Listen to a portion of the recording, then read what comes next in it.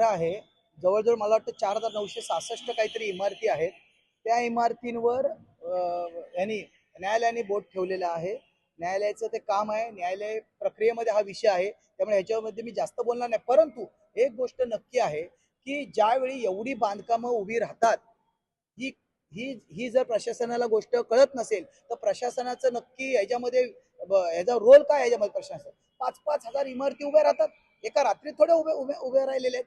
पण त्याच्यामध्ये कित्येक कुटुंब आज देशोधडीला लागलेत. कारण त्यांना माहिती नसतं. त्यांना वाटतं एवढी मोठी इमारत उभी राहते, तर ती नियमानुसार असणार आहे. कारण काही गोष्टीला प्रॉपर्टी टॅक्स असतो. काही लोकांनी पेपर चुकीचे बनवलेले आहेत. खोटे पेपर बनवले, खोटे स्टॅम्प बनवलेले आहेत. त्यामुळे प्रत्येक ठिकाणी हा भ्रष्टाचार होतो आणि ह्याला सर्वस्वी जबाबदार हे प्रशासन आहे. प्रशासनाने वेळोवेळी अंकुश जर ठेवला असता, तर आज त्यांच्यावर ही वेळ आली नसती. त्यामुळे न्यायालय या बाबतीत कठोर झालेलं आहे आणि न्यायालयाच्या भूमिकेला कोण विरोध करायचा प्रश्नच येत नाही. बघा आता कसं आहे, हे लोकांना सर्व समजतं. हे काय सांगायची गरज आहे का, की बाबा त्याच्यावर अंकुश का नाही ठेवला जात? कारण जर एखादी गोष्ट करत असतील आणि एखादी लोकप्रतिनिधी फोन करत असेल, तर ह्यांचं सुद्धा प्रशासनाचं सुद्धा याच्या बाबतीत धोरण थोडं मग लवचिक होऊन जातं.